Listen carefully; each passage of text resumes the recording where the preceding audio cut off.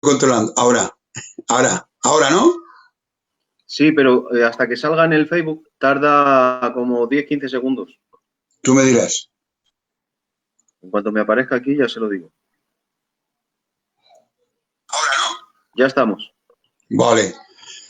Bien, buenas noches, queridísima audiencia. Que Dios os bendiga mucho.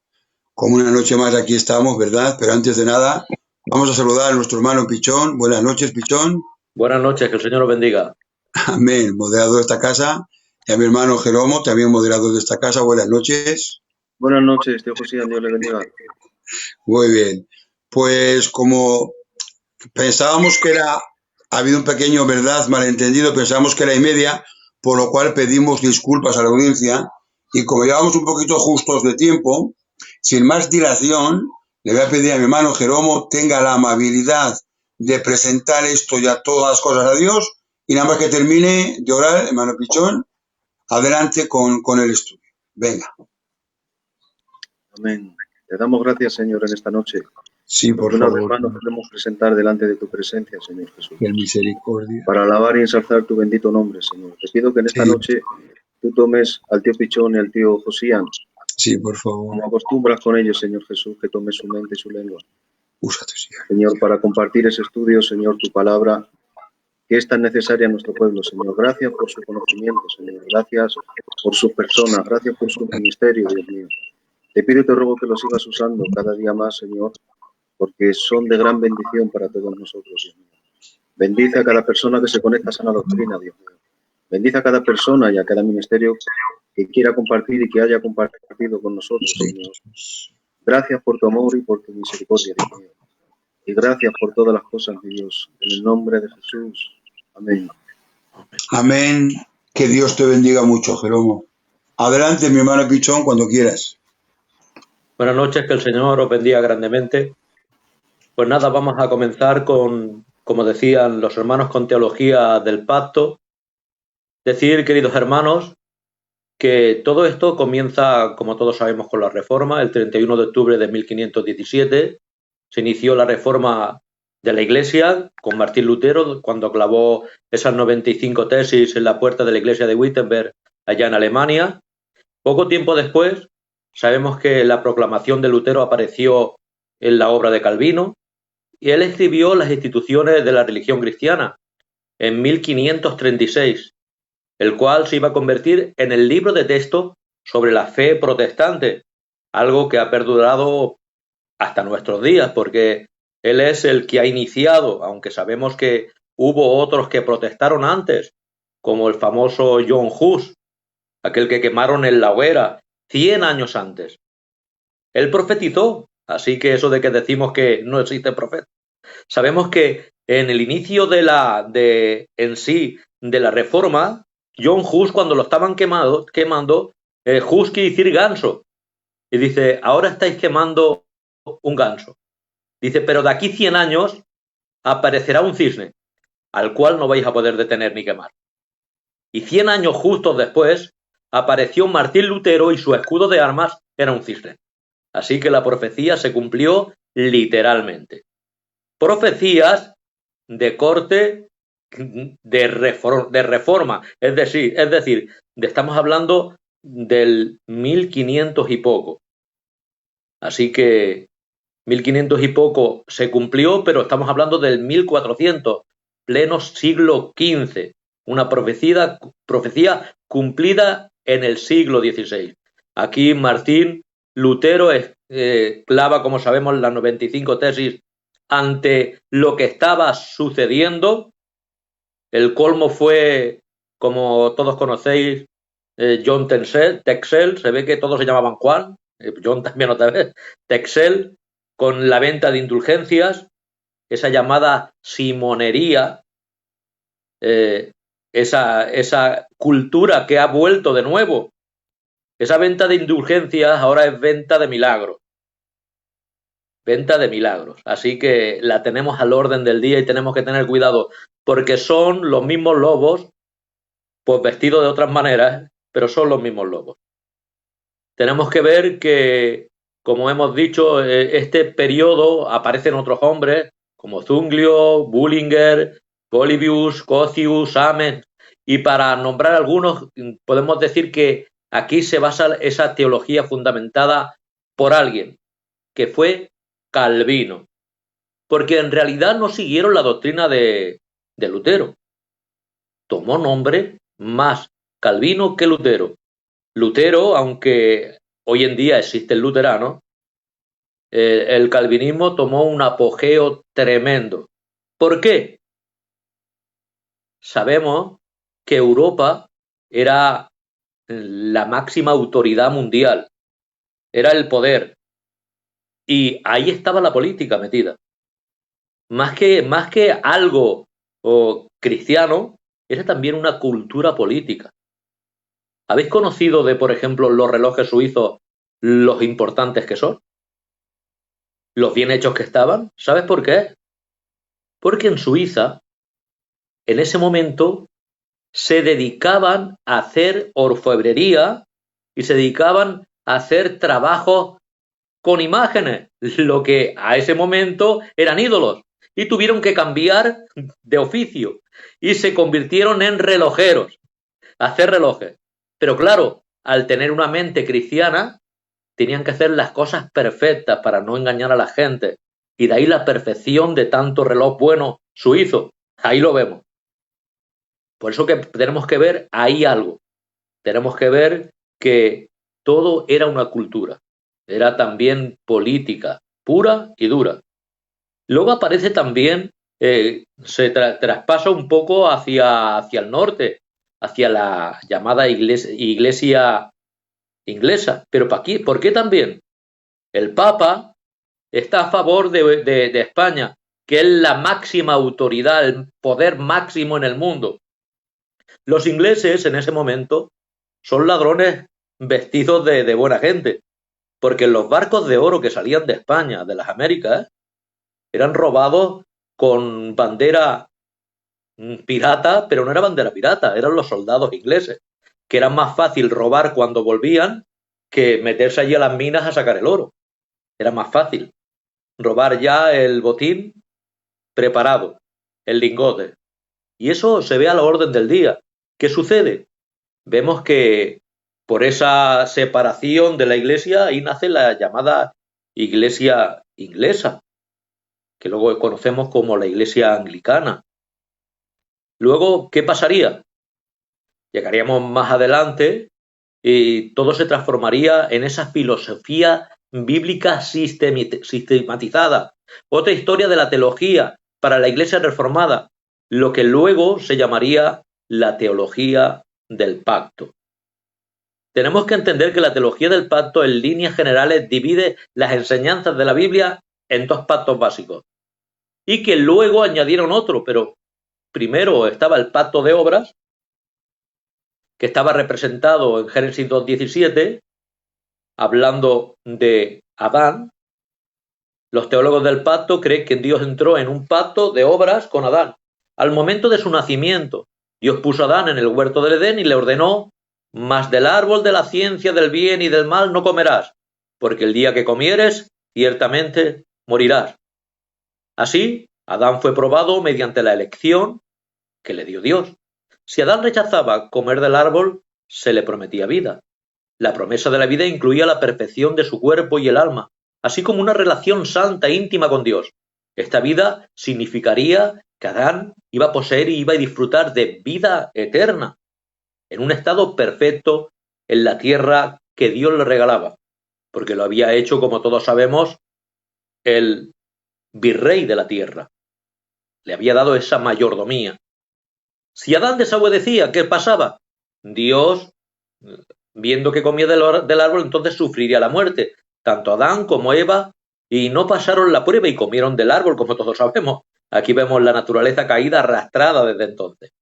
Gracias a eso adquirieron una naturaleza pecaminosa, su relación con Dios no sería la misma y morirían espiritualmente y luego, pues progresivamente, físicamente, en esos estados, y luego tendrá que venir el juicio. Ahí veremos si van a un sitio u otro. Eso ya depende de Dios. Como cabeza federal de la raza humana, en Romanos 5:12, todas las personas nacidas después de Adán adquieren una naturaleza pecaminosa al igual que Adán. y esto experimentan la muerte. Sabemos que la palabra federal, porque también se le llama la doctrina del pacto federal, doctrina federal, porque viene de la palabra latina foedus, que quiere decir tratado.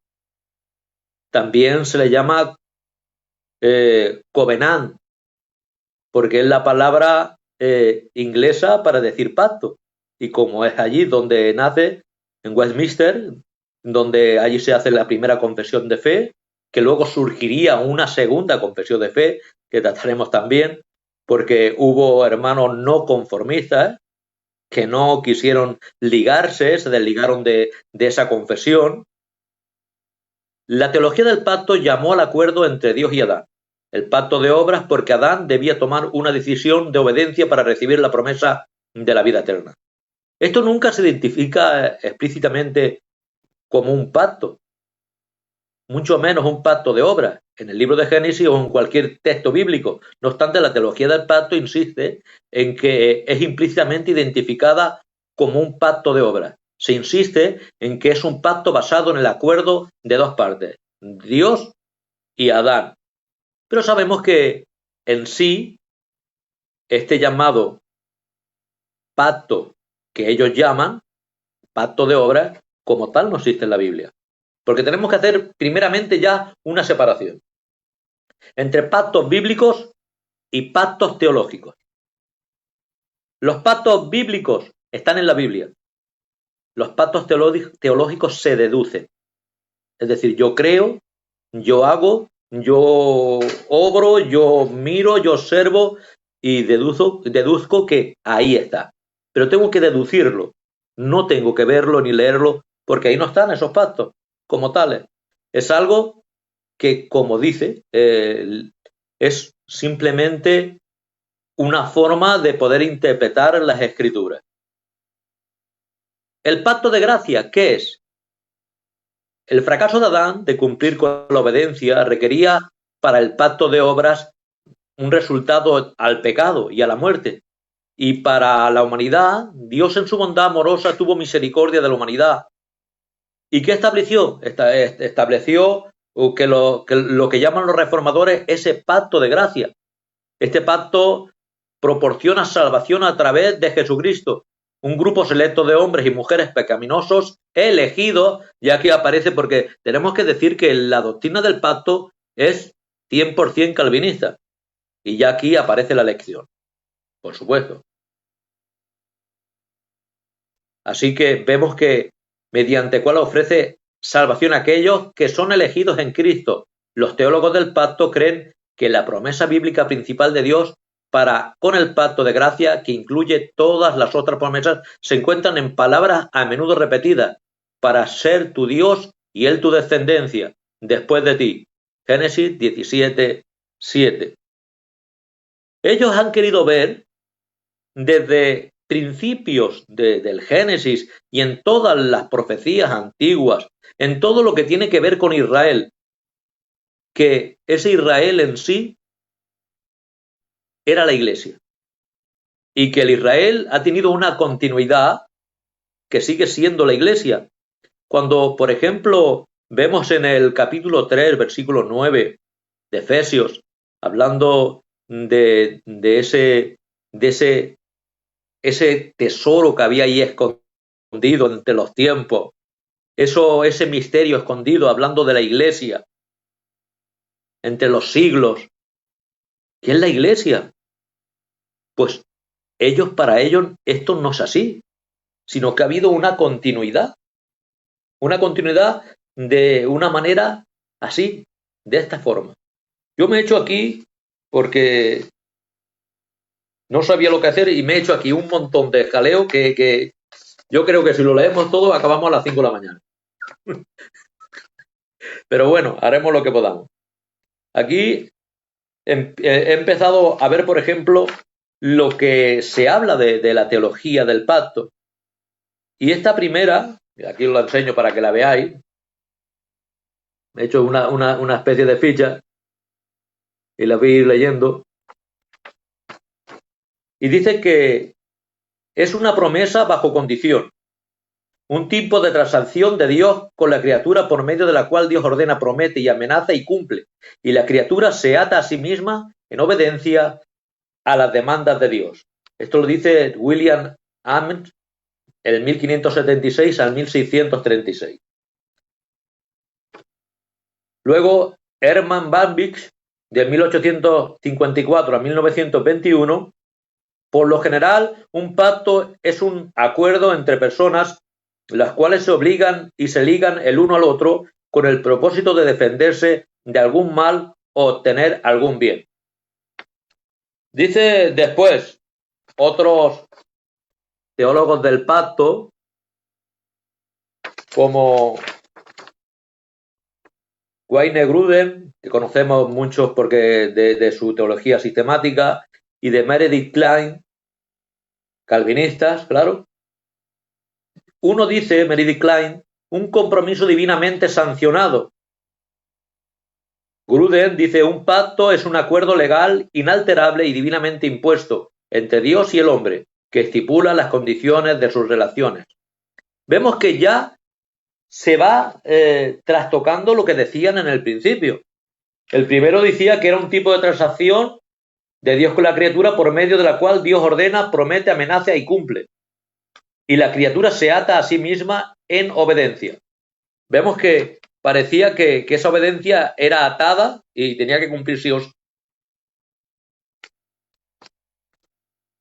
Vemos a uno que tienen más cercano, Walter Chantier y Nehemías Coss,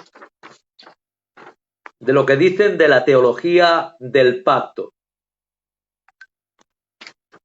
Un pacto es un arreglo dado soberanamente por Dios con estipulaciones o sanciones por medio del cual el hombre puede ser bendecido. Walter Chantier, 1938. Dice Nehemías Coss, una declaración del soberano placer divino concerniente a los beneficios que él derramaría sobre los hombres, a la comunión que ellos tendrían con él, y a la manera y a los medios por los cuales estos beneficios serían disfrutados por ellos.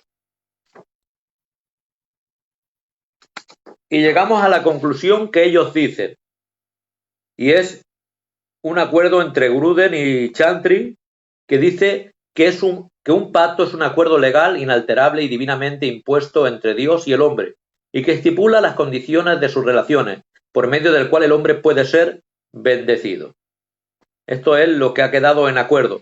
Pero decir que a lo que aquí dicen, por ejemplo, esto es de teólogos del pacto, pero no de la confesión de Westminster, sino de la confesión que viene después, que es la confesión de Londres, de los llamados separados, que de ahí, estos primeros separados, llama la atención que se separan teniendo otras cosas. Por ejemplo, dejan de bautizar a los niños y encima por aspersión los bautizaban estos teólogos del pacto, y estos nuevos, los separados o los no conformistas, como se les llama, ellos empiezan lo que se llama la Iglesia Bautista, donde son bautizados por inmersión y después de confesar y tener conocimiento de fe, no bautizar a unos infantes,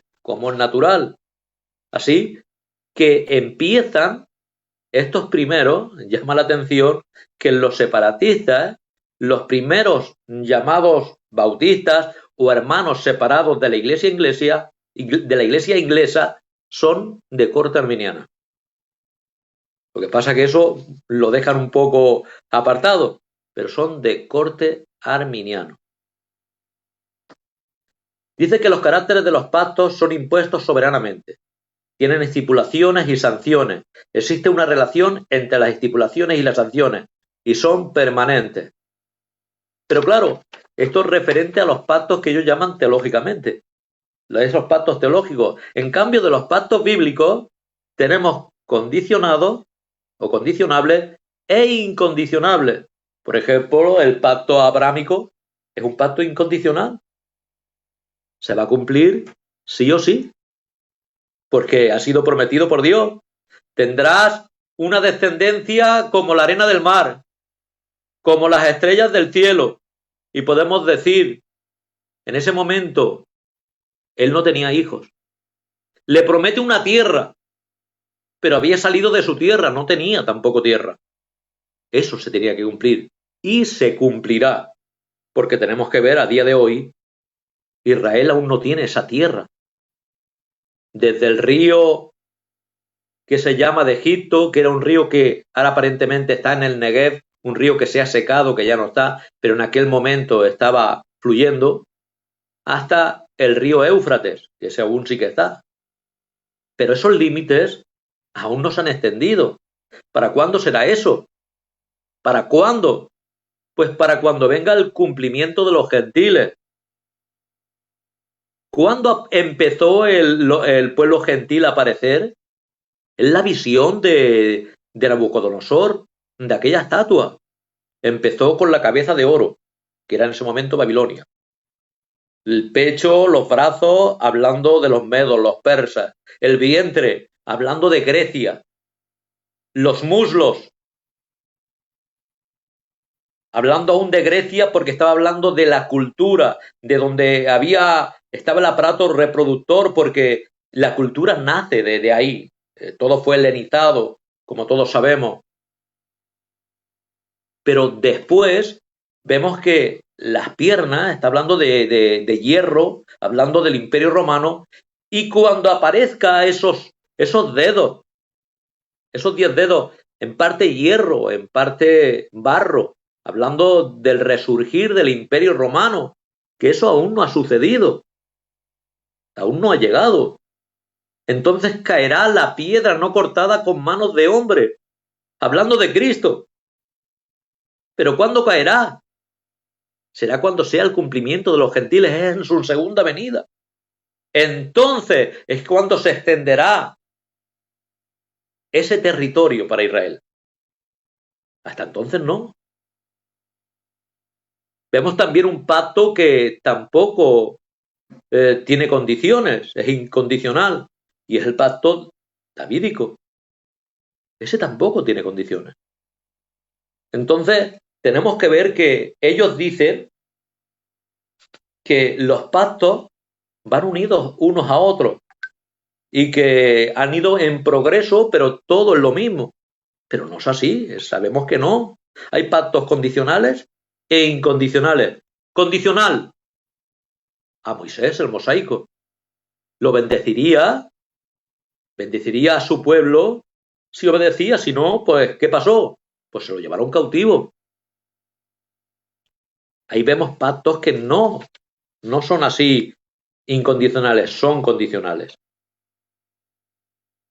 Aquí habla de un pacto y los nombres que le ponen. A este pacto, el pacto adánico, el pacto de la naturaleza le llaman también, el pacto de la creación, pero ellos le llaman el pacto de obras. Ahí nace. Dice, la participación en las bendiciones del pacto dependía claramente de la obediencia o obras de parte de Adán. Aquí ven un pacto de obras, pero es que dicho pacto no existía. Como ellos hablan, un pacto de obras. Ahora hablan de su entendimiento histórico, porque ¿sabes qué? Que todos quieren que su historia y su confesión sea la más antigua y que se vaya a los padres apostólicos. Pero, ¿qué podemos decir? Pues podemos decir que si tuviésemos que irnos a la historia, nos tendríamos que hacer católicos.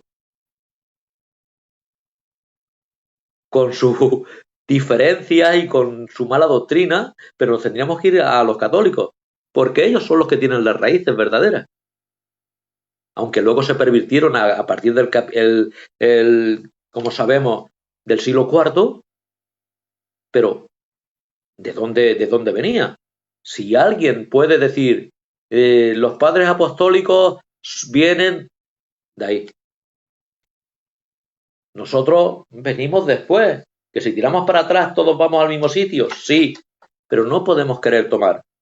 Ellos dicen su entendimiento histórico y cogen a Irineo enseguida, diciendo: por esta razón 4 pactos fueron dados a la raza humana. Un previo al diluvio bajo Adán, el segundo posterior al diluvio bajo Noé, el tercero dado a la ley bajo Moisés, y el cuarto a que él renueva el hombre y reúne todas las cosas en el mismo por el medio del evangelio, levantado y cargando hombres sobre sus alas hacia el reino celestial. Irineo 125 al 200. Pero ahora digo yo, si dicen que siguen los pactos de Irineo, ¿por qué no los siguen? Tienen 3 pactos y aquí marca 4. Ahora también hablan de Agustín de Hipona, del 354-430.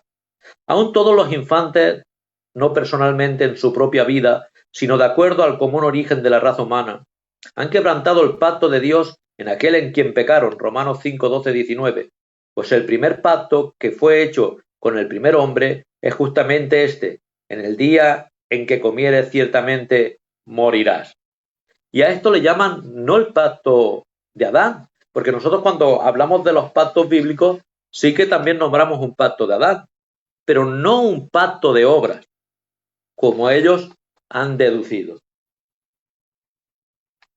Ellos dicen que las escrituras lo señalan y se cogen a Oseas 6:7, mas ellos, cual Adán, traspasaron el pacto, allí prevaricaron contra mí. Romanos 5, 12 al 21. Por tanto, como el pecado entró en el mundo por un hombre, y por el pecado la muerte, así la muerte pasó a todos los hombres, por cuanto todos pecaron.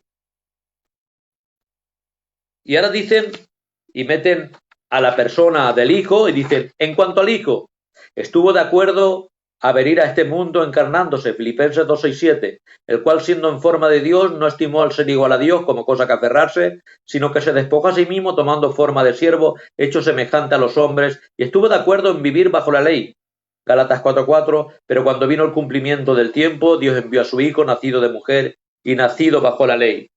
En cuanto al Espíritu Santo, facultar al Hijo para cumplir su ministerio, Mateo 3:16, y Jesús después que fue bautizado y subió luego del agua, he aquí cielos le fueron abiertos y vio el Espíritu de Dios que descendía como paloma y venía sobre él. A aplicar, dicen, la obra de la redención sobre los elegidos. Esto todo ahora aquí están hablando de un pacto, y es el pacto de la redención. Ellos dicen que el pacto de la redención no está en la Biblia, pero fue un pacto eterno que hubo en el cielo, del Padre, del Hijo y del Espíritu Santo. Y se cogen a Ezequiel 36:27, y pondré dentro de vosotros mi espíritu y haré que andéis en mis estatutos y guardéis mis preceptos y los pongáis por obra. Este pacto, como hemos dicho, fue hecho en la eternidad. Primera de Pedro 1:18-20, sabiendo que fuisteis rescatados de vuestra vana manera de vivir, la cual recibisteis de vuestros padres, no con cosas corruptibles como oro o plata, sino con la sangre preciosa de Cristo, como de un cordero sin mancha y sin contaminación, ya destinado desde antes de la fundación del mundo, pero manifestado en los postreros tiempos por amor de vosotros. Dice Apocalipsis 13:8, y la adoraron todos los moradores de la tierra, cuyos nombres no estaban escritos en el libro de la vida del Cordero, y que fue inmolado desde el principio del mundo. Habla de la promesa, hablando de gracia. Y Jehová Dios dijo a la serpiente: por cuanto esto hiciste, maldita serás entre todas las bestias y entre todos los animales del campo. Sobre tu pecho andarás, y polvo comerás todos los días de tu vida. Y pondré enemistad entre ti y la mujer, y entre tu simiente y la simiente suya. Esta te herirá en la cabeza y tú herirás en el calcañar. Aquel que habría de venir. Y dice ellos, esta promesa tiene una revelación progresiva.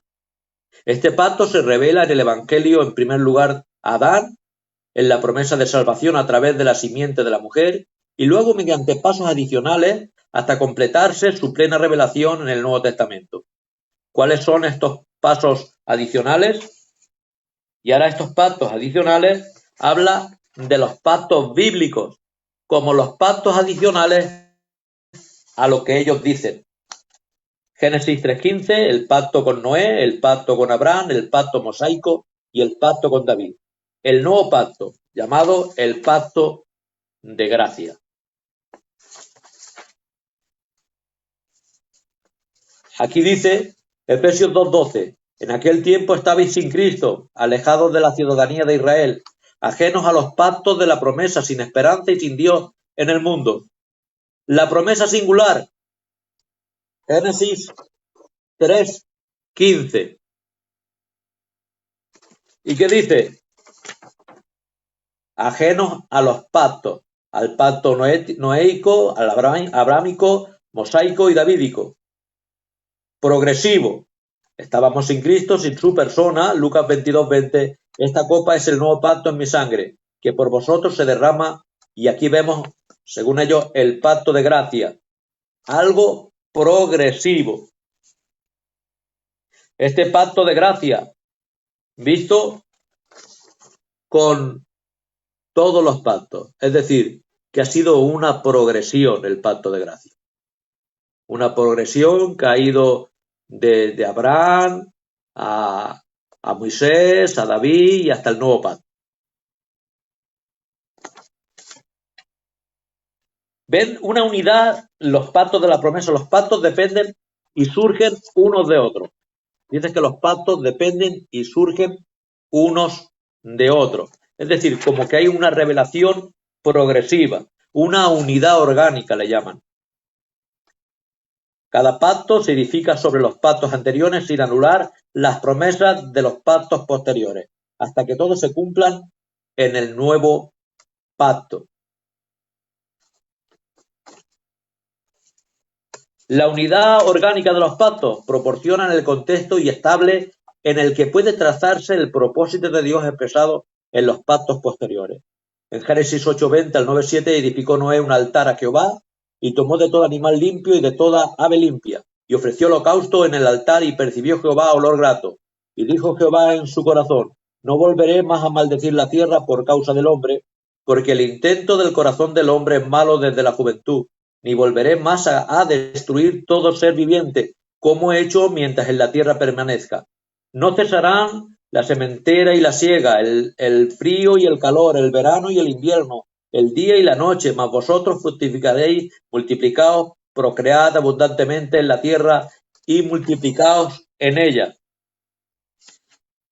Ellos ven en las bendiciones del pacto abrámico dependencia de la obediencia del pacto mosaico. Es decir, las bendiciones del pacto abrámico dependían de la obediencia del pacto mosaico, cosa que hemos dicho que es imposible por cuanto el pacto abrámico es incondicional y el pacto mosaico es condicional. No puede ser que dependa el abrámico del mosaico. Es imposible. Dice en Deuteronomio 7, 12, 13, y por haber oído estos decretos y haberlos guardado y puestos por obra, Jehová tu Dios guardará contigo el pacto y la misericordia que juró a tus padres, y te amará, te bendecirá y te multiplicará y bendecirá el fruto de tu vientre y el fruto de tu tierra, tu grano, tu mosto, tu aceite, la cría de tus vacas y los rebaños de tus ovejas en la tierra que juró a tus padres que te daría. El pacto de Abraham y el pacto de Moisés, dice, son inseparables.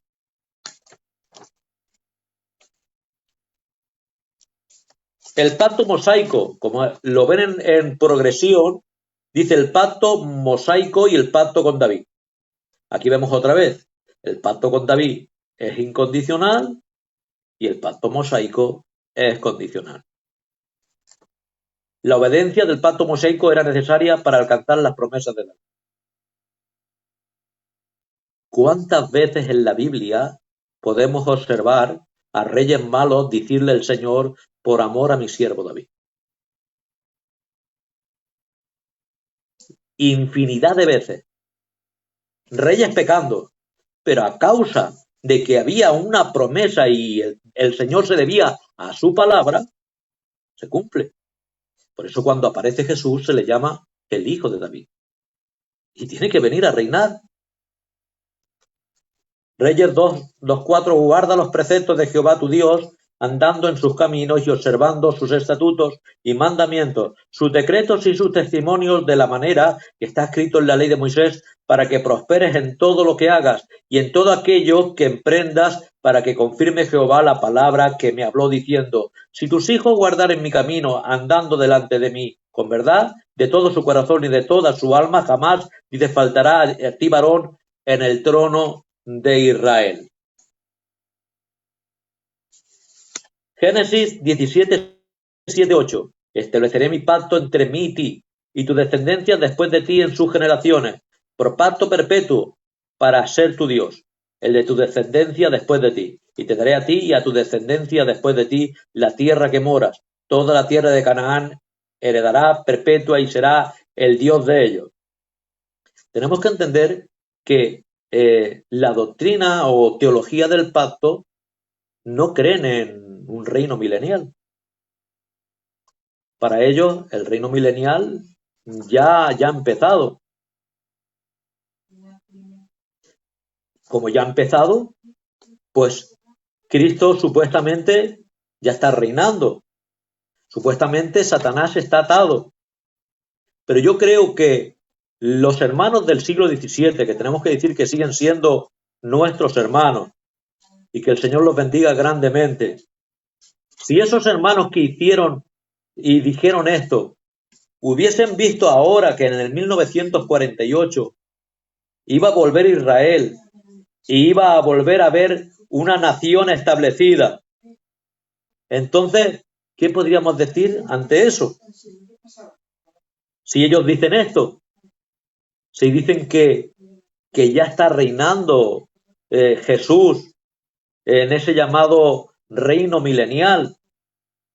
Y la Biblia contradice esto, queridos hermanos, diciendo que el Dios de este siglo y el príncipe de la potestad es el diablo, el príncipe de la potestad del aire. Y vemos que en el capítulo 12 dice bien claro: ahora son los reinos de nuestro Dios. Cuando sean echados del aire. Pero bueno, es lo que se cree. Éxodo 6:7, por tanto dirás a los hijos de Israel: yo soy Jehová, yo os he sacado de debajo de las tareas pesadas de Egipto, y os libraré de su servidumbre, y os redimiré con brazo extendido y con juicios grandes, y os tomaré por mi pueblo, y seré vuestro Dios. Y vosotros sabréis que yo soy Jehová vuestro Dios, que os saco de debajo de las tareas pesadas de Egipto. Éxodo 25:8, y harán un santuario para mí, y habitaré en medio de ellos.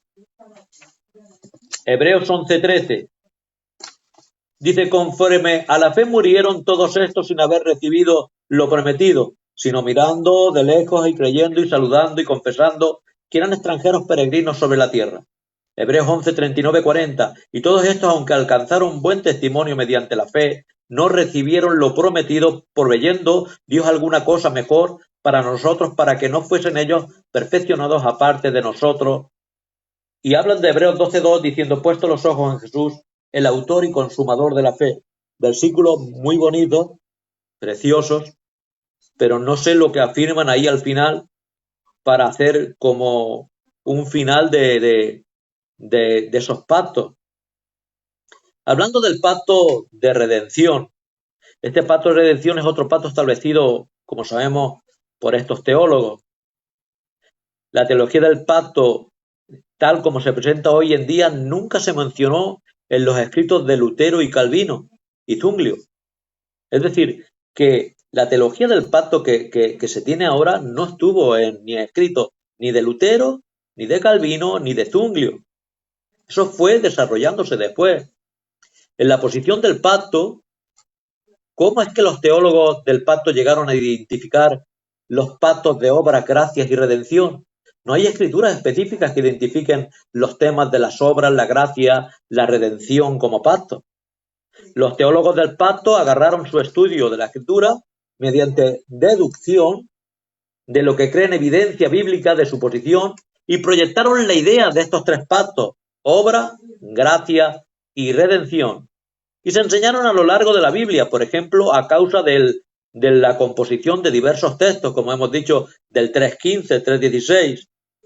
A menudo estos textos usados fueron espiritualizados o alegoralizados. Es decir, que cómo es posible que ellos tomen cristología, tomen la doctrina del pecado, tomen la doctrina, por ejemplo, de la Trinidad, muchas de las doctrinas y las hagan y las estudien e interpreten como nosotros a la vista literal de la Biblia. Porque la Biblia sabemos que tiene una interpretación gramática e histórica, como todos conocemos. Es verdad que en la gramática que encontramos en la Biblia hay figuras gramaticales, y que hay veces que hay símbolos, hay veces que podemos ver parábolas, que podemos ver un símil, que podemos ver un montón de cosas. Podemos ver una hipérbole y podemos ver, pero ahí están identificadas con su contexto. Pero no podemos coger las profecías y totalmente espiritualizarlas y alegorizarlas. Han cogido y han dicho, el milenio, alegoría. Han cogido todo lo que tiene que ver con la escatología y lo han alegorizado totalmente. Parece que son más gitanos que nosotros, porque a nosotros nos gusta mucho alegorizar. Pues justamente los que se creen muy buenos intérpretes son más gitanos que nosotros, alegorizando, porque han alegorizado toda la escatología. Y han tenido que hacer unas cosas difíciles. Por ejemplo, vamos a ver lo que han hecho.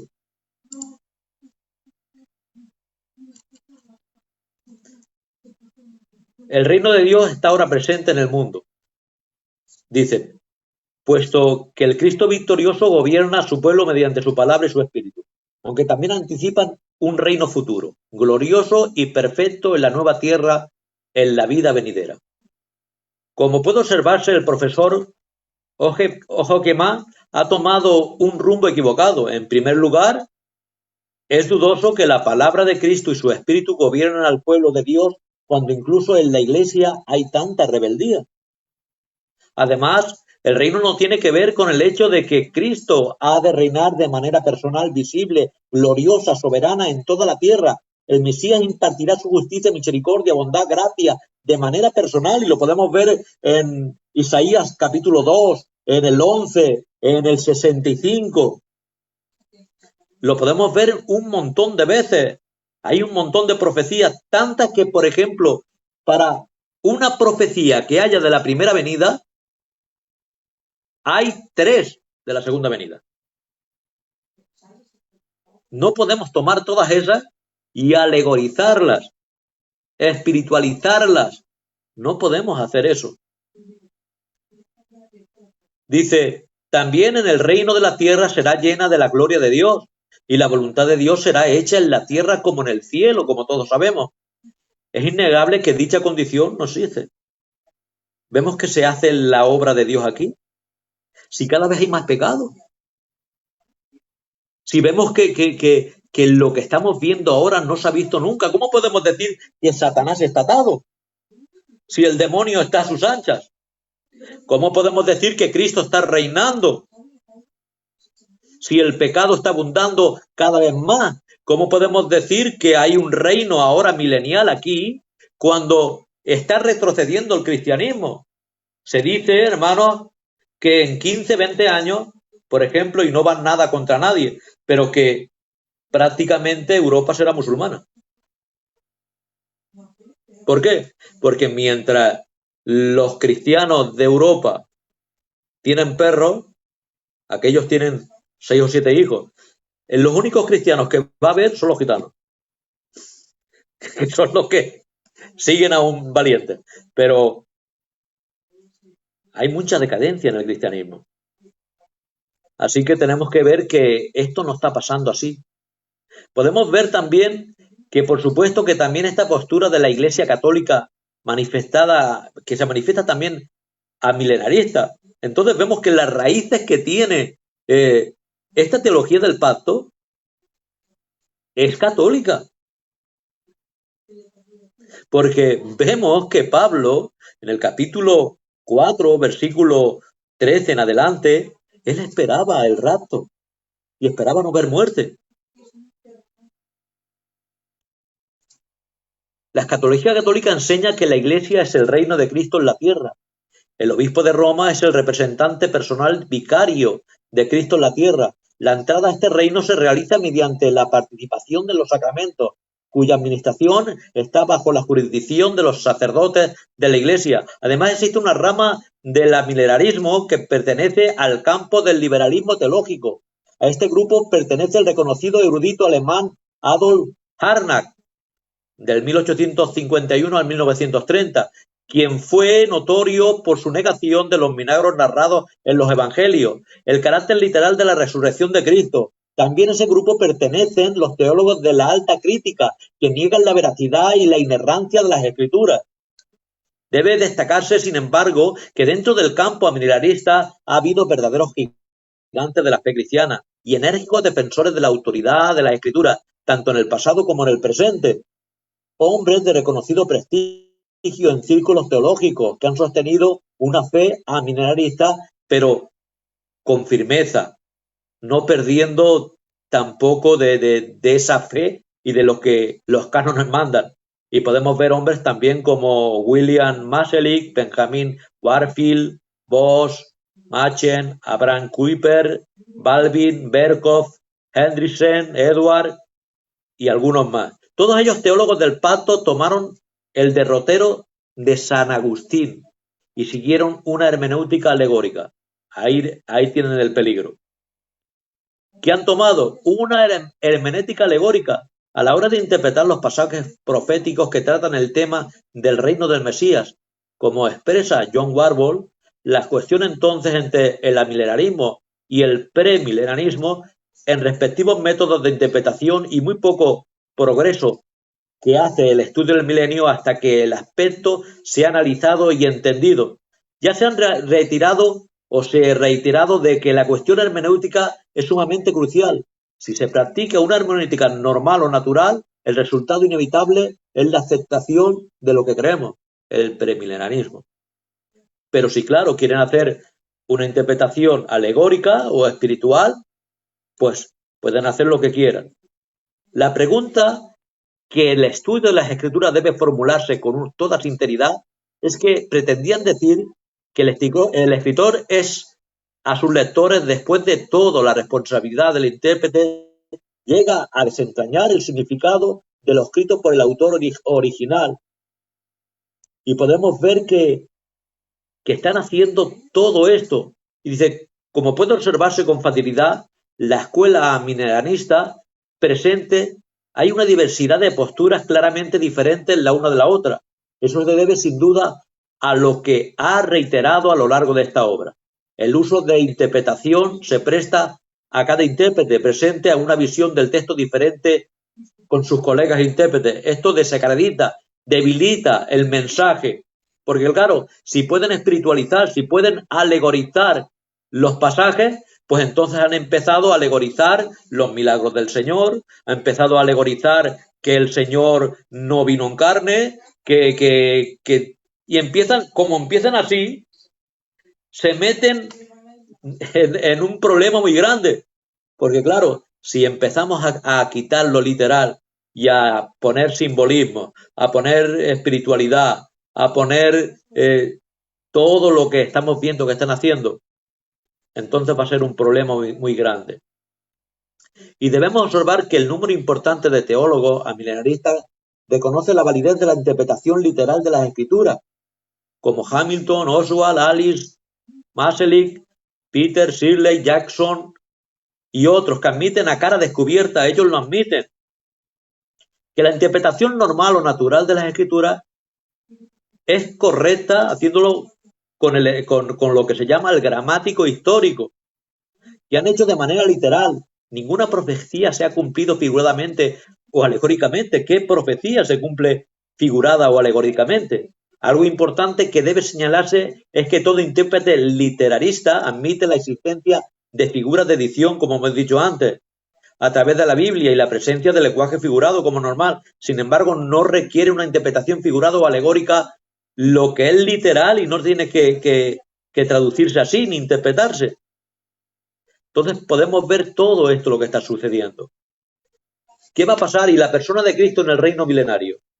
Ya se ha señalado en repetidas ocasiones que el centro mismo del reino milenario, en la persona gloriosa de Cristo, es que personalmente vendrá para inaugurar el reino como aparece prometido en la literatura profética del Antiguo Testamento. Tus ojos verán al rey en su hermosura, verán tierra que está lejos, Isaías 33, 17. También el Nuevo Testamento afirma que el reino mesiánico será inaugurado cuando Cristo regrese con poder y gloria, Mateo 19, 28. Registra palabras de Cristo diciendo que en la generación cuando el Hijo del Hombre se siente en el trono de su gloria, los apóstoles se sentarán sobre 12 tronos para juzgar a las 12 tribus de Israel. Más adelante, Mateo 25, 31 dice, también se relaciona el establecimiento del reino con la venida gloriosa del Mesías a la tierra. Cuando el Hijo del Hombre venga en su gloria, Apocalipsis 19, del 11 al 21, describe la venida del Señor a la tierra y la destrucción de los ejércitos del anticristo por el Mesías. El profeta Daniel también nos habla en los capítulos 2, 7, 11, 65, y podemos ver un montón de profecías que, como hemos dicho, se tienen que cumplir. Vemos que entonces, como hemos dicho, todo lo que tiene que ver con la doctrina o esta teología llamada del pacto, estos pactos no son los bíblicos. Estos pactos se han deducido y que tenemos que decir que las confesiones, porque las ha habido a lo largo de la historia, han tomado el lugar de los antiguos concilios para reunir posturas en la iglesia. Esto pasó en Westminster, en Inglaterra, como hemos dicho, y pasó para poder unir, pero no todos creyeron, como es normal. Eso pasó en ese momento, pero no todos creyeron. En la confesión de Westminster vemos que esas ideas se llevaron a cabo en el 1646 y era de corte, como hemos dicho, calvinista. Pero todo esto ha llevado a lo que hoy tenemos. Ahí tenemos una doctrina del pacto, pero vemos que muchos de esos calvinistas, entre ellos hay de corte premilenial, posmilenial y amilenial. Las tres posturas a la vez. ¿Sabéis por qué? Porque dentro de ellos hay mucha flexibilidad. Al haber tanta flexibilidad, da lo mismo. Cada iglesia parece que tiene sus reglas. Cada iglesia tiene sus reglas, cada pastor tiene sus reglas. Entonces, esta idea de que esto ha unido, hay mucha separación también. Hay mucha separación. Podemos ver que en el primer Westminster y luego para reunir todo esto, la iglesia de Escocia, de Inglaterra, murieron 20.000 personas. Hubo una guerra. Eso no aparece por ahí. ¿Por qué? Porque no había tampoco esa unidad que tenía que haber. Y de ahí nace la iglesia bautista, la iglesia presbiteriana, la iglesia anglicana, la iglesia que todos conocemos como calvinista. Hay un montón, un círculo muy grande que se va abriendo. Pero hoy en día podemos ver que esta doctrina del pacto no tiene que ver nada con los pactos bíblicos. Para nada. Nosotros podemos ver unos pactos bíblicos que están ahí fuertes y hay condicionados e incondicionales. Pero, queridos hermanos, no es lo mismo lo que nos dice. Vamos a hacer un inciso, voy a pegar un trago de agua y dejamos a nuestro hermano José que nos diga algo. Vale. Acabo de poner el micro, como te he dicho antes de empezar, para que mi jilguero o mi mixto Pues no hay entonación porque es muy gritón, ¿vale? Vas muy bien, vas explicándolo perfectamente, amén. Y cuando termines, ¿verdad?, de la exponencia, daremos paso a las preguntas. Yo tengo alguna también que te haré, ¿de acuerdo? Pero vamos bien. La verdad que vamos bien. Muy interesante todo el rato que estás dando. Y hay que saberlos, porque oímos, ¿verdad?, de diferentes corrientes, de diferentes opiniones, pero no sabemos la profundidad de dónde viene y lo equivocados que están. Así que yo, por mi parte, excelente. Bien. Y nada, después de este pequeño laxus para que tomes un poco de agua, pues Pues cuando tú nada, me digas, pues seguimos. continuamos. Vale. Adelante. Como hemos dicho antes, la teología del pacto también se le conoce como covenant, que es también la palabra pacto en inglés, o federalismo, o federal.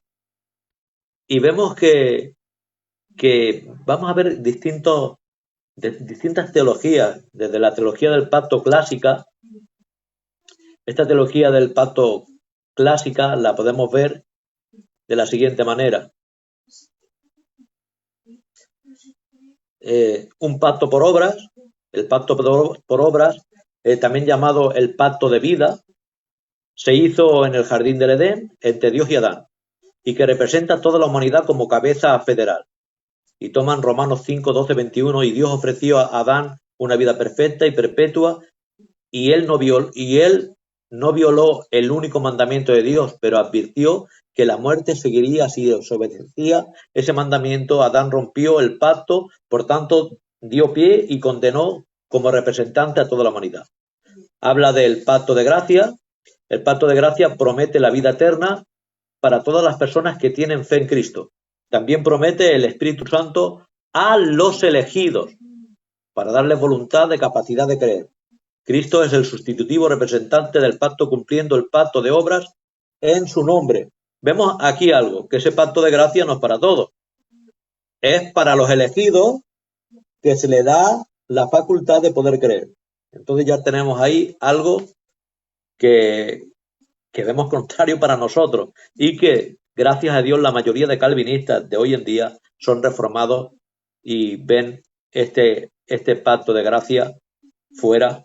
¿Por qué? Porque ellos creen, por supuesto, que el Señor no hace distinción y murió por toda la humanidad. El pacto de redención.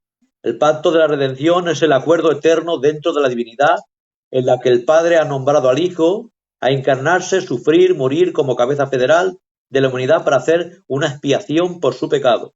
A cambio, el Padre ha prometido resucitar a Cristo de entre los muertos, glorificarlo y darle un pueblo.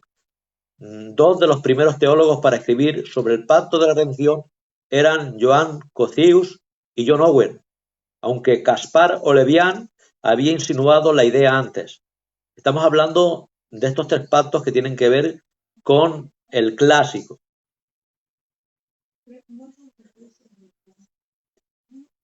Pero vamos a ver otros.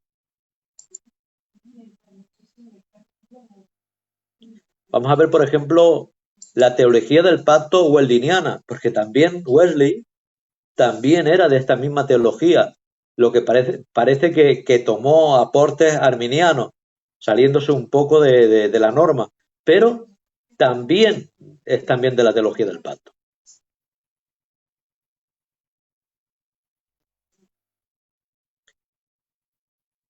El pacto por obras se hizo en el jardín del Edén también, lo mismo entre Dios y Adán, y representa toda la humanidad. Pero, ¿qué hace aquí? ¿Qué diferencia hay? La teología del pacto, también conocida como... Vamos a ver si no le he dado bien. Aquí está. El metodismo mantiene la superestructura de la teología del pacto clásica, pero siendo arminiana en la soteriología. Es decir, cogen la teología del pacto, pero adoptan en cuanto a la salvación la teología arminiana. Descarta la plantilla de predestinación de la teología reformada, que era parte integrante del desarrollo histórico, y la principal diferencia entre la teología del pacto wesleyana y teología del pacto clásica es la siguiente. Un punto de divergencia en la convicción de que Wesley, y no solo en la inauguración del pacto de la gracia, coincidencia con la caída, pero también lo que es la terminación de pactos de obra. Esta convicción es de suma importancia para Wesley, para facilitar una adaptación arminiana del pacto teológico, en primer lugar, mediante la reconfiguración para el alcance del pacto de la gracia, y en segundo lugar, al prohibir la noción de que hay una rehabilitación del pacto de obras más allá de la caída. Estaba hablando de que, aunque alguien caía, podemos ver que se podía revitalizar. Como tal, la posición wesleyana arminiana, solamente Adán y Eva estaban bajo el pacto de obras, mientras que, por otro lado, todos sus descendientes se encuentran bajo el pacto de gracia. Con la ley mosaica pertenecen a la alianza de la gracia. Toda la humanidad pone al alcance de su disposición dicho pacto. Esta creencia se refleja en el sermón de Wesley y justifica la fe. El apóstol aquí no se opone al pacto dado por Moisés como el pacto dado por Cristo, pero el pacto de gracia, la cual Dios, por medio de Cristo, establece con hombres a todas las edades. Por tanto, el pacto de gracia fue administrado a través de promesas, profecías, sacrificios y, por último, por la circuncisión durante las edades patriarcales, por medio del Cordero Pascual, el sacerdocio de Aarón, la ley mosaica, el Evangelio, los sacramentos, el bautismo, la cena del Señor. El pacto de la sangre en Cristo, es decir, la efusión de su sangre como víctima sacrificial, a la vez adquirió ratificado de un modo que mantiene firme a todo espíritu verdaderamente arrepentidos y contritos y que cree que en él está la gran verdad de la cena del Señor, y fue instituida el signo y el sello, y el que las bebidas de la fe de la copa hacía referencia a su significación en la sangre de Cristo, que confirma a los verdaderos creyentes de todo el pacto de gracia y está asegurada, por tanto, de su fidelidad y permanencia, y deriva asimismo de la plenitud de sus bendiciones. Vemos que los estados metodistas del libro del culto enseñan que el pacto bautismal es la palabra de Dios para nosotros y proclama nuestra adopción por la gracia, y nuestra palabra de Dios prometiendo nuestra respuesta de fe y amor. Aquellos dentro del pacto constituyen la comunicación que llamamos a la Iglesia. En la teología del pacto wesleyana, la fuente del pacto de gracia de Jesucristo es como el profeta, sacerdote y rey, y la cabeza y el salvador de su Iglesia, y el heredero de todas las cosas y juez del mundo. Vemos aquí que, aunque era también de la teología del pacto, tenía esa salvación en cuanto a esa idea arminiana.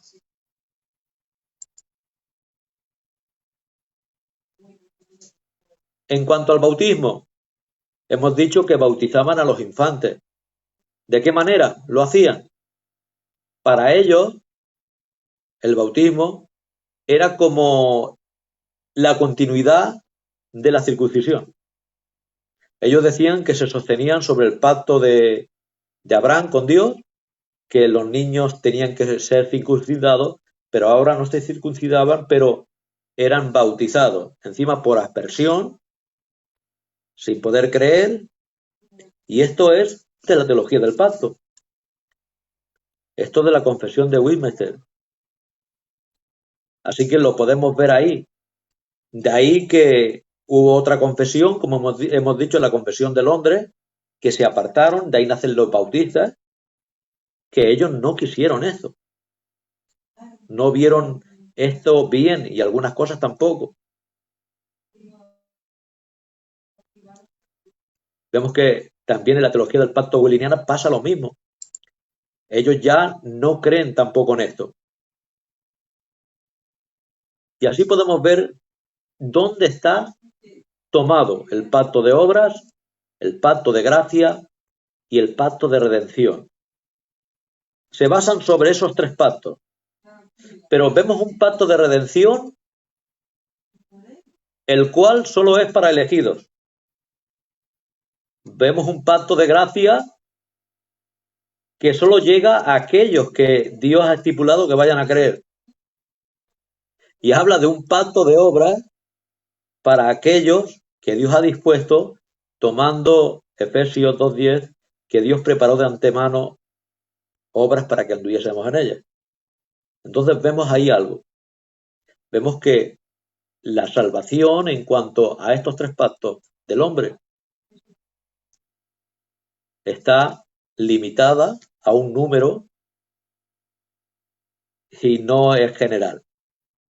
Entonces vemos que es muy hermosa esta doctrina y tendrá sus virtudes como todas, porque tenemos que decir algo también y tenemos que ser también críticos con nosotros. La única verdad perfecta la tiene nuestro Señor. Nosotros también tendremos nuestras decadencias en algunos asuntos, por supuesto, y tenemos que ser críticos también con nosotros, pero queremos mejorar. Nuestra obra es joven, tiene nada más que 55 años. Estos tienen ya cientos de años y están de mal en peor. Así que nosotros tenemos poco tiempo y queremos mejorar y queremos mejorar. Y pedimos al Señor que nos dé cada día más luz. Y estamos mejorando. Yo creo que estamos mejorando. Estamos mejorando. Así que, hermanos, si tienes alguna pregunta o tenéis algo, yo sé que el hermano Josian quería algo de los pactos, si el hombre puede pactar. Dinos algo, hermano Josian.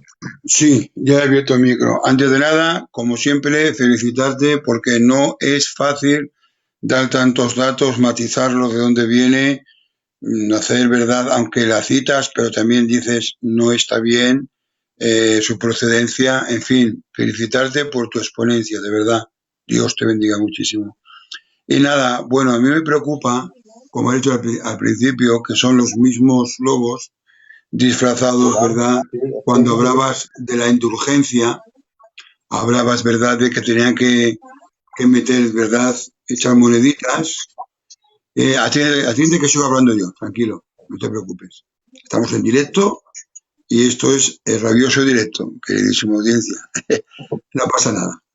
Te decía que, como bien decías al principio, antes de felicitarte, que ya te he felicitado, y te hacía la pregunta que tú habías dicho, ¿verdad?, cuando la limosna echaban para las indulgencias y según caían las monedas al fondo, ¿verdad?, del recipiente, las almas eran aliviadas o salvadas del infierno, o, perdón, del purgatorio.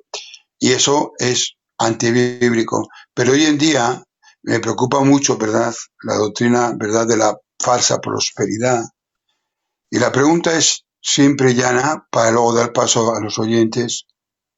Pichón, hermano, ¿el hombre puede tomar la iniciativa? ¿Puede pactar con Dios? ¿Puede hacerle una especie de truco o trato? Yo te doy y tú me das. ¿Es posible eso bíblicamente? Adelante, por favor. Para nada, hermano. Decir que la palabra pacto, como todos sabemos, viene de la palabra antigua, que quiere decir acuerdo, que Sí, quiere sí. decir, en términos de la Roma imperial, habla de la Pax Romana. Pero ¿cómo era la Pax Romana? Sabemos que cuando conquistaba Roma alguna de las provincias que unía a su imperio, hacía pax, hacía pacto con ellos. Pero el pacto jamás lo hacía el pequeño con el grande, sino el grande con el pequeño. Y las Normal. exigencias las pone el grande, no el pequeño. Muy bien. Entonces, nunca puede pactar el pequeño con el grande, por cuanto el que manda es el grande y el que da las exigencias es el grande. Vemos el Señor mismo que dice, mi paz os dejo, mi paz os doy, yo no la doy como el mundo la da. Y estaba hablando, era conocedor Israel de ese pacto que había hecho muchas veces. Lo había hecho con Siria, con Babilonia, con Egipto. Lo había hecho con un montón de países. Pero esos pactos fueron rotos por exigencia, porque las demandas que ellos hacían eran muy fuertes. Por ejemplo, sabemos que antes en el 586, destruir a Jerusalén, hubo un pacto. En el 605 se llevaron a los príncipes. ¿Para qué? Para que cumpliesen con lo que tenían que pagar. Vais a dar tantos talentos de oro, vais a dar tanto aceite, tanto trigo, tanta plata, Y si no, a esto no los cargamos. Y eran los Claro, príncipes de Israel. claro. Pero luego, otra redada, como no pagaban bastante, vinieron y ¿qué hicieron? Se llevaron el tesoro del templo. Deportación babilónica, sí, señor. Pero cuando vieron que rompieron con el pacto, porque el listo del rey estaba haciendo acuerdos con el rey de Egipto, se acabó todo. Ya no hay nada que hacer. Vinieron y lo arrasaron todo. Por Así. eso, ¿quién hace el pacto? El grande. Muy Todo eso lo bien. conocía bien Israel. No había. Por eso, ¿quién hace el pacto con Abraham? ¿Quién lo hace con Moisés? ¿Quién lo hace Dios, con David? ¿Y quién Dios. hace el nuevo pacto con los discípulos? Aunque vemos también ese nuevo pacto ya profetizado en Jeremías 31. Esos son los Sí, sí. pactos bíblicos y a esos son los que nos tenemos que adherir. Claro, claro. Muy bien, muy bien. Pues espero que la gente tome un poco de nota y ya pues a ver si entran en lo bíblico y dejan ya de ser engañados, de como dice la palabra, entrar encubiertamente y hacer mercadería. Es Claro. una especie, ¿verdad?, de fuente de ganancia. Y cómo es posible que jueguen con los sentimientos y con la fe de tanta gente. Tú ofrenda y pagas tu sanidad. Tú ofrendas y pagas, no sé, tu casa. Tú metes muchos euros que te van a dar un chalet. Tú, y cómo todavía le siguen funcionando. Hoy vemos una mirada retrospectiva para atrás y decimos, ¿cómo es posible que echando una moneda física podían, ¿verdad?, eh, aliviarles en el purgatorio? Lo vemos, ¿verdad?, como una insensatez, pero el hombre es el único animal que tropieza 2 veces en la misma piedra. Vemos que siguen cayendo incautos, enriqueciendo a tanta gente, poniendo su fe en cosas que no son de Dios. En fin, pues nada, agradecido por este matiz y ahora abrimos el abanico, ¿verdad? Si hay alguna pregunta concerniente al magnífico estudio, ¿verdad? A la magnífica exponencia que has dado. Nada, Jeromo, por favor, si hay alguna pregunta me la pasas y yo se la paso directamente a nuestro hermano Pichón, que por cierto tengo que decir que antes que yo ella era moderador de esta casa, ¿eh? Así que ya sabe cómo funcionan todas las cosas. Si hay alguna pregunta, por favor me la pasáis y yo se la paso al hermano, ¿eh? Muy bien, la verdad que muy bien. Sí, señor. ¿Me lo pasas por privado o me lo pones escrito, Jeromo, como tú veas, compañero? Si hay alguna pregunta, la formulas. Y si no, pues nada.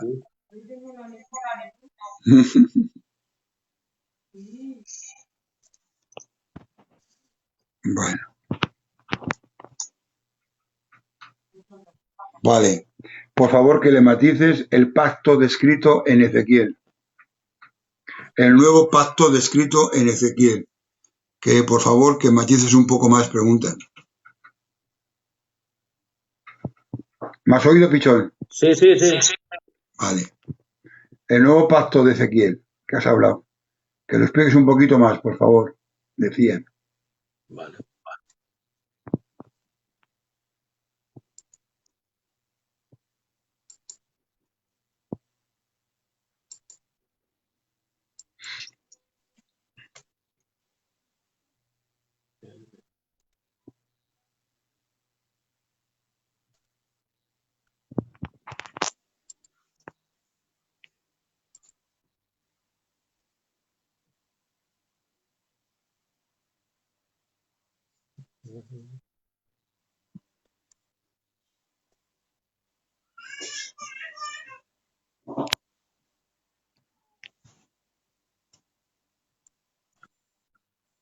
Aquí hablamos de Jeremías, el nuevo pacto, Jeremías 31.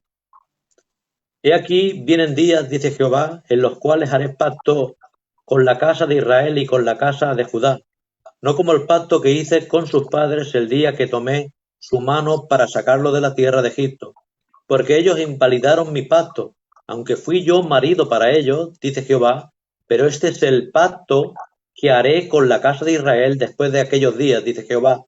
Daré mi ley en su mente y la escribiré en sus corazones, y yo seré a ellos por Dios, y ellos me serán por pueblo. Y no enseñarán más ninguno a su prójimo ni ninguno a su hermano diciendo, Conoce Jehová, porque todos me conocerán desde aquel más pequeño de ellos hasta el más grande, dice Jehová, porque perdonaré la maldad de ellos y no me acordaré de su pecado. Esto tiene que ver, queridos hermanos, en primera instancia sabemos que cuando Jesús viene en la segunda venida, a los suyos vino y los suyos no lo recibieron.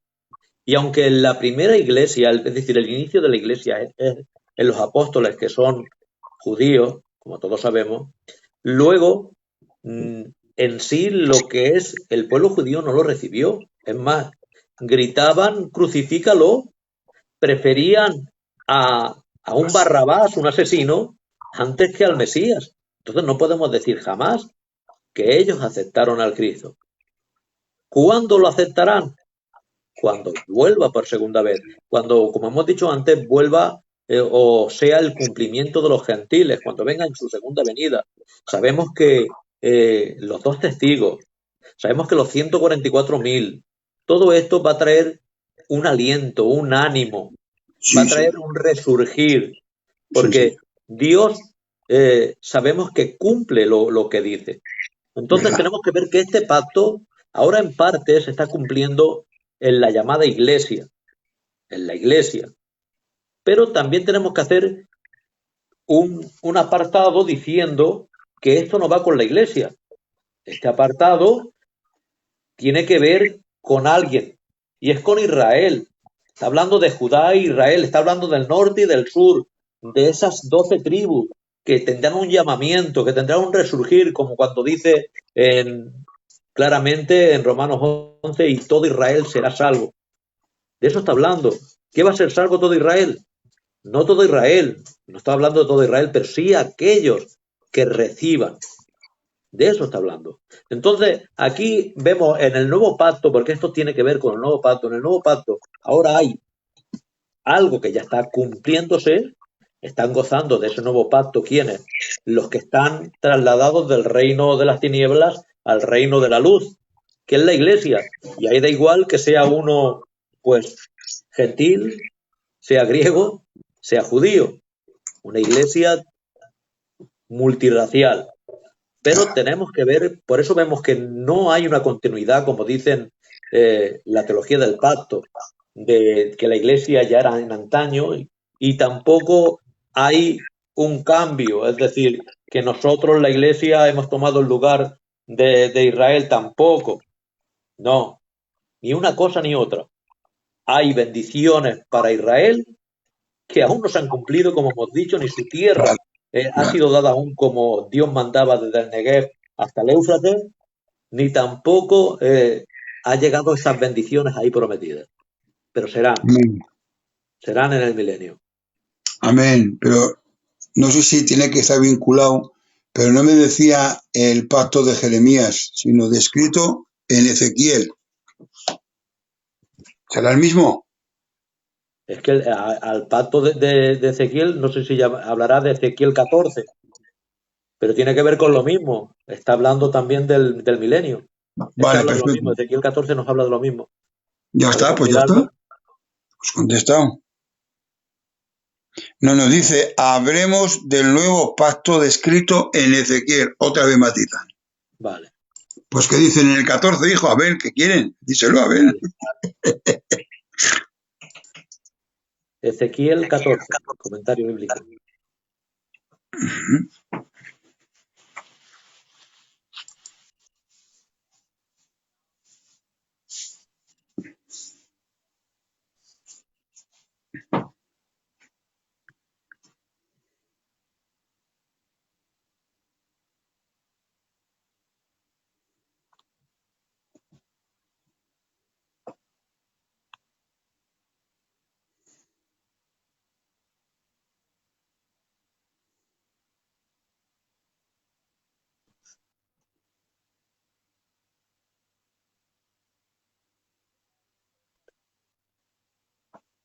Será en el 21-23, no sé si se está hablando de ahí.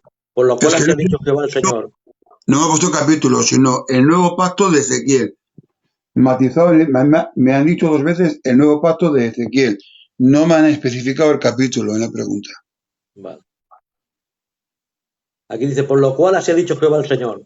cuando yo enviare contra Jerusalén mis 4 juicios terribles, espada, hambre, fiera y pestilencia, para cortar de ella al hombre y bestia, sin embargo, he aquí quedará de ella un remanente, hijos y hijas, que serán llevados fuera, y aquí que ellos vendrán a vosotros, y veréis su camino y sus hechos, y seréis consolados del mal que hice venir sobre Jerusalén, de todas las cosas que traje sobre ella.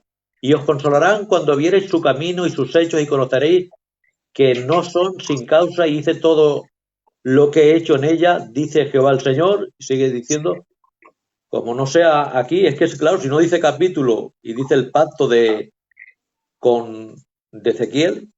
Porque tú no lo has tratado, ¿verdad, Pichón? Hermano mío, tú no lo has tratado el pacto de Ezequiel, ¿o sí? No, por eso mismo que no estaba tratando con el pacto de Ezequiel.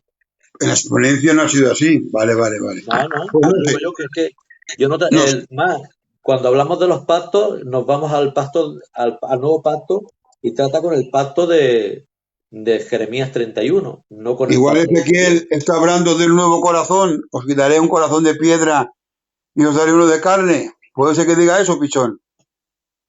Vamos a verlo. ¿Eh? Que está hablando para el milenio, el día de mañana.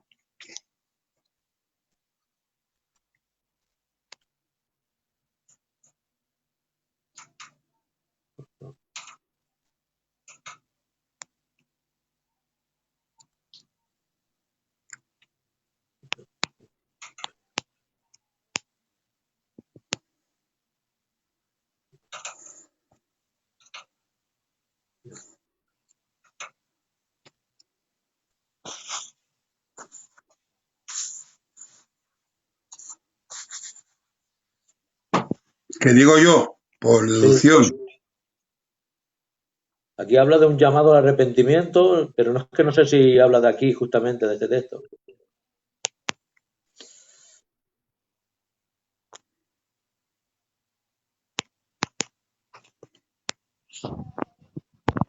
Bueno, pues nada, ya lo has contestado. ¿Te parece bien que demos paso a otra pregunta, Pichón? Sí, porque claro, no hemos tratado con ningún pacto, y es que no Vale, vemos ningún pacto así establecido vale. bíblico en Ezequiel. Me, me comenta Jeromo si cabía otro. A ver, ¿es verdad lo que cuenta la historia que el origen del arrebatamiento antes de la tribulación tiene sus orígenes en el catolicismo? A ver, Repito, ¿es sí, verdad sí, lo sí. que cuenta la historia que el origen del arrebatamiento antes, pretribulacionista, antes, verdad, de la tribulación, tiene sus orígenes que se desarrolló en el marco del catolicismo? ¿Es No verdad? en el catolicismo, porque la Iglesia católica, como todos sabemos, es la Iglesia universal y tiene su Sí, inicio en el 325 con el Concilio de Nicea. así es. Entonces, sí que hay escatología premilenial y hablan lo del rapto, pero son padres de la Iglesia, no en Claro, este caso anteriores, estamos hablando del siglo segundo, no vale. a partir del siglo segundo y tercero, a partir del cuarto, ya hablando de esto no se habla. Ahí aparece, como todos sabemos, Agustín de Hipona, que es el que introduce lo que es el milenarismo. Pero antes Muy de bien. eso, no, la iglesia era de corte pretribulacional, creyendo en el milenio y todo lo que conllevaba eso. Ok. Entonces la respuesta es un no. Ok, vale. Perfecto. Vale, ¿hay alguna pregunta más? Si hay alguna pregunta más, Jeromo, me la pasas. Pregunta si el sistema dispensacionalista en su hermenéutica es literal, donde dice Israel no se puede aplicar a la Iglesia, ¿cómo entonces el hermano Pichón la aplica de forma parcial a la Iglesia? Carballosa y de la Cueva niegan este punto como dispensacionalista. No entiendo la pregunta. Dice, A ver, si yo en ningún momento he dicho que la iglesia es en sí, la iglesia es Israel. He dicho que hay pertenecientes de Israel que pertenecen a la iglesia, por cuanto así han está creído en escrito, Jesús. así lo has Pero dicho. hay un Israel étnico que está ahí, y hay una iglesia que está compuesta por toda la raza. Yo en ningún momento voy a tomar lugar de la Iglesia para lo que es Israel, ni de Israel para la Iglesia. Pero vemos, por ejemplo, que en el pacto abrámico, ahí hay una abertura que Pablo nos dice que todos nosotros también somos hijos de Abraham en cuanto a la fe. Y ahí marca con dos descendencias, la descendencia hablando de dos términos. La arena del mar, hablando de la Estrella. humana, de la que ha nacido de uno, la genética, y luego está hablando de una espiritual, que está hablando de las estrellas del cielo. Totalmente de acuerdo. Pero en ningún momento tomamos diciendo que Israel es la iglesia y la iglesia es Israel. Más eso no creo que lo haya dicho.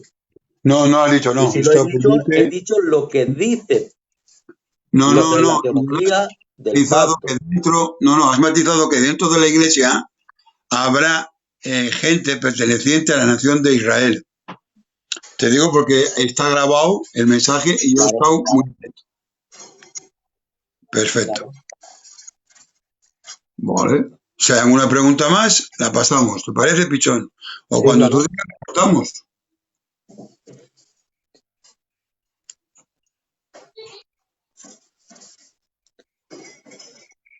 ¿Pasamos si hay alguna más, Pichón? O cuando tú digas. Sí, claro. A ver, otra pregunta, a ver. Ah, no hay más preguntas. Gloria a Dios.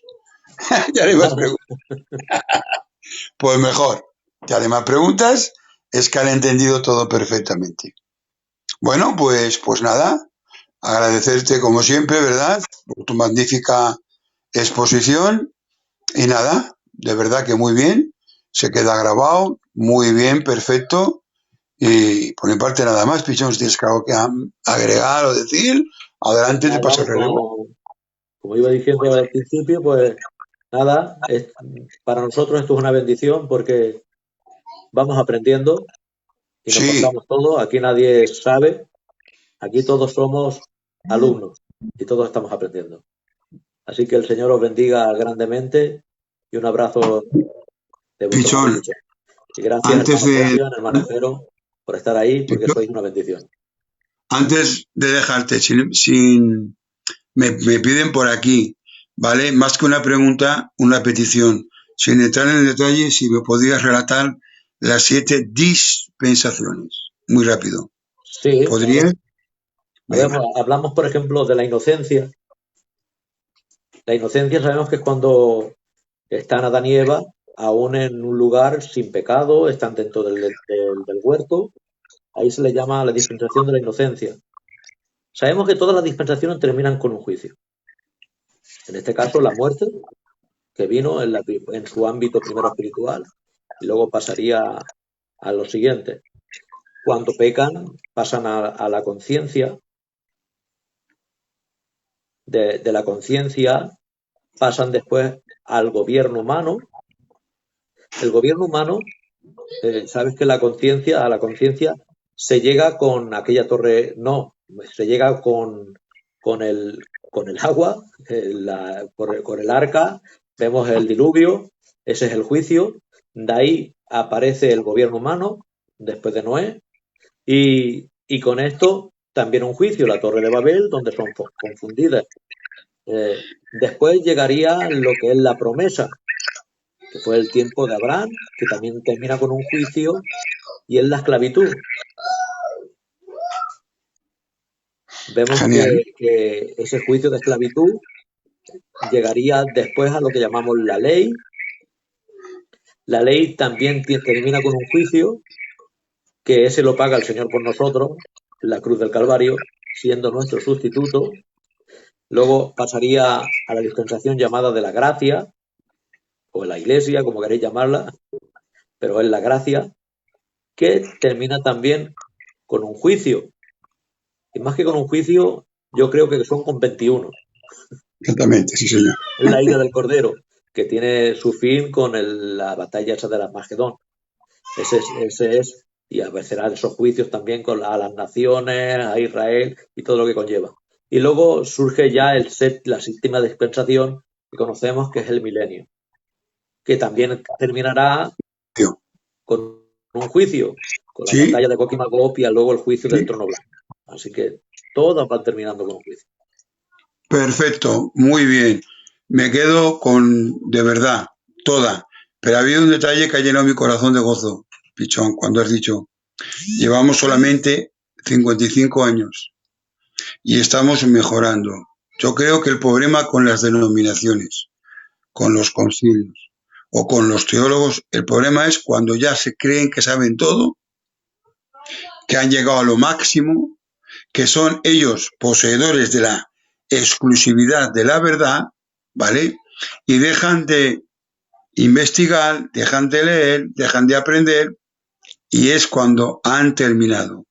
Doy gracias a Dios, ¿verdad?, por esta generación en la cual, bueno, yo un poquito mayor, pero aún estoy, amén, que aunque, bueno, unos con mayor capacidad, otros con menos, de acuerdo, enseñamos, pero siempre desde la perspectiva de que podemos mejorar, de que no tenemos toda la verdad, amén, y que queremos crecer en el conocimiento y en la doctrina. Eso de verdad que ha llenado mi corazón de gozo. Y nada más, ahora sí te paso el relevo para que matices lo que quieras matizar y ahora sí nos despedimos. Pues nada, como he dicho antes, que el Señor os bendiga grandemente. Para mí ha sido un placer y que cuando suceden estas cosas y te tienes que tratar algún tema, te ayuda. ¿Por qué? Porque tienes que empezar a repasar y a buscar y eso sirve también, pues, para mí. Primero para el que tiene que dar el estudio o dar la palabra, lo que tenga que hacer, y luego para los hermanos. Decir también que llegamos hasta donde llegamos, como hemos dicho antes, no somos profesionales, ni tampoco lo pretendemos. Simplemente somos hijos de Dios y queremos hacer el bien. Así que el Señor os bendiga grandemente. Amén. Antes de despedirme, me dicen, no me especifican el motivo, pero que un tal hermano Santiago quiere que oremos para él. Entonces, acompáñame, Pichón, que vamos a orar. No sé si por sanidad, porque no la han puesto, o por lo que sea, por fortalecimiento, pero nosotros oramos, ¿de acuerdo? Señor, muchísimas gracias, Señor, por este programa. Gracias, Señor, por tu siervo, Señor, que has puesto tu palabra y tu doctrina. Síguelo bendiciendo como hasta ahora. Gracias por esta programación y por cada moderador. Ahora mi hermano Pichón y yo, juntamente, Señor, en el poder del acuerdo con todos los conectados. Oramos para nuestro hermano Santiago, Señor. Si lo tienes que sanar, por favor, lo sanas. Si lo tienes que fortalecer, lo fortaleces. Padre, si tienes que reprender todo ataque del diablo, lo reprendes, Señor, porque es tu hijo, porque, Señor, pide oración, porque sabe, Señor, Padre eterno, como mi hermano, tu siervo, Pichón y yo sabemos de dónde viene nuestro socorro. Nuestro socorro viene de ti. Socorre a nuestro hermano, fortalécelo, sánalo, abre, Señor, camino de bendición. Gracias porque lo haces. En el nombre de Jesús. Amén. Ahora Bien, sí, gloria al Señor. ahora sí. Venga, hasta la próxima. Hasta la próxima.